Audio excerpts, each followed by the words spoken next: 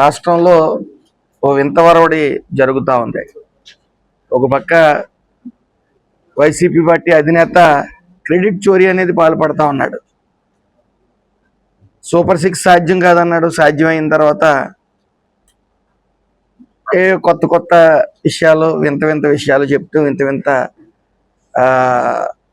Expressions ఇవ్వటం కానీ వింత వింత మాటలు కూడా చూస్తూ ఉన్నాం. సాధ్యం కాదంటాం, తర్వాత మా వల్ల అయిందని చెప్పుకోవటం.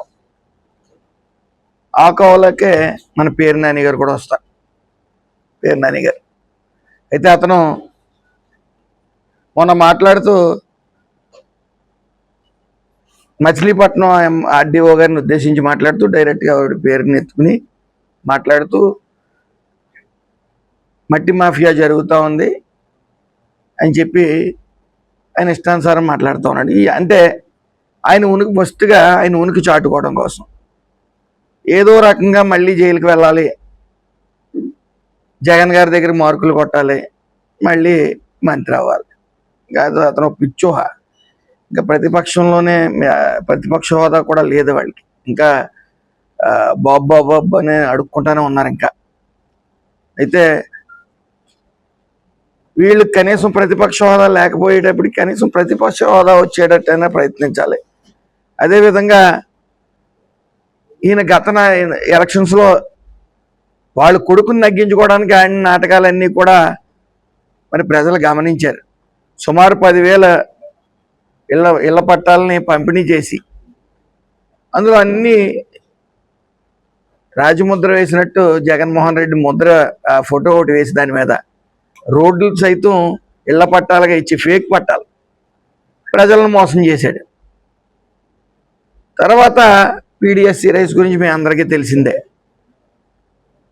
ఈ భోగోతాలన్నీ ప్రజలు మర్చిపోయారు అనుకోవటం, ఈరోజు ప్రెస్ ముందుకు వచ్చి అత్యంత దేశంలోనే ఇతనికన్నా నీతివంతుడు లేనట్టు ఇతను హితవు పలుకుతా ఉన్నాడు. ఆధారం ఉన్నాయా అసలు మీరు మాట్లాడే వాటికి? మీరు అధికారులను భయపెట్టి భయభ్రాంతులు చేసి మీరు ఏం లబ్ధి పొందాం అనుకుంటున్నారని మాకు అర్థమవట్లేదు. కానీ మీ జగన్మోహన్ రెడ్డి కూడా గతంలో పోలీసు వాళ్ళని బట్టలిప్పుతాం, చూస్తాం, ఏంటి బెదిరింపులన్నీ చెప్పి అలాగే మేము అధికారంలోకి వస్తాం, ఎవరిని ఇంట్లో ఉండనివ్వం. మీరు రౌడీయిజం ప్రజలు గమనిస్తున్నారు కాబట్టి ఒక రకంగా ఈ స్టేట్మెంట్లన్నీ కూడా మంచి అని భావిస్తున్నాం. అయితే అధికారుల్ని భయభ్రాంతులు చేసే విధంగా మీ ఇష్టానుసారం ప్రెస్ మీట్లు అయితే చట్టం దాని పని చేసుకుపోతుంది. మీ ఉనికి కోసం నేనున్నాను ఇంకా ఈ జిల్లాలో అని ఉనికి కోసం అర్థం పర్థం లేని ప్రెస్ మీట్లు పెట్టడం, నోటుకొచ్చిందల్లా వాగటం, మీ నలుపు మీకు తెలియట్లా. మీరు చేసిన భోగోతం, ప్రజలను మోసం చేసిన తీరు 1, 2 కాదు 5,000 ఫేక్ పట్టాలను పంచిపెట్టి కేవలం ఓట్ల రాజకీయం కోసం వాళ్ళు స్థలం వచ్చిందనే ఆనందంలో ఇంకా పట్టాలు పట్టుకుని తిరుగుతూ ఉన్నారు.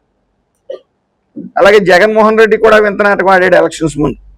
ఇలాంటి ఫేక్ పట్టాలు అందరికీ ఇచ్చి సైట్ హ్యాండ్ ఓవర్ చేయకపోవడం కానీ, సైట్ లేకపోవడం కానీ, డమ్మీ పట్టాలు ఇచ్చారు. ఇప్పుడు వాళ్ళకి జరుగుతున్న నష్టం ఏంటయ్యా అంటే ఆల్రెడీ పట్టా ఇచ్చినట్టు చూపిస్తుంది, కానీ వాళ్ళకి ఎక్కడ పట్టా లేకపోవటం.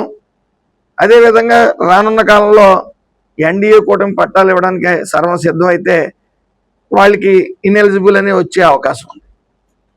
సో ఏదేమన్నప్పటికీ నీచ రాజకీయాలకి తెరలేపింది మీరు. మళ్ళీ మీ అవినీతిని నీ మిత్రుడు జోగి రమేష్ కూడా ఇంతే అవినీతులు చేశారు, అగ్రిగోల్డ్ భూములు దోచుకున్నారు. యాక్షన్ తీసుకుంటుంటే మళ్ళీ కులం కార్డు తీసుకుని వస్తారు. నీకు అతనికి పనేమి లేదు. అంబటి రాంబాబు లాగా ఇష్టం వచ్చినట్టు వాగటం మీ ఇష్టానుసారం. మళ్ళీ ఏమైనా ఉంటే కులం కార్డులు తీసుకురావటం. అధికారంలో ఉన్నప్పుడు మీరు ఎప్పుడన్నా ఏ కులాన్న మీ కులాన్ని పట్టించుకున్నారా? పోనీ అవేమీ లేకుండా ఈరోజు కులం వాటి వాడటం, బీసీ కార్డులు వాడటం సిగ్గు ఉండాలి మీకు. ఇంకా జరుగుతున్న అభివృద్ధి, సంక్షేమం, వస్తున్న పెట్టుబడులకి మతి స్థిమితం లేక పిచ్చెక్కిపోయి పిచ్చి పిచ్చి పిచ్చి ప్రెస్ మీట్లన్నీ పెడతా ఉన్నారు. ఏదేమన్నప్పటికీ మీకు మంచి బుద్ధి ప్రసాదించాలని, అలాగే నీ నోటి తొత్తరతో అధికారుల పేర్లు ప్రస్తావించి ఆధారాలు లేకుండా నీ ఇష్టానుసారం మాట్లాడితే చట్టరీత్యా తగు చర్యలు తీసుకుంటామని చెప్పి తెలియజేసుకుంటూ అందరికీ నమస్కారం.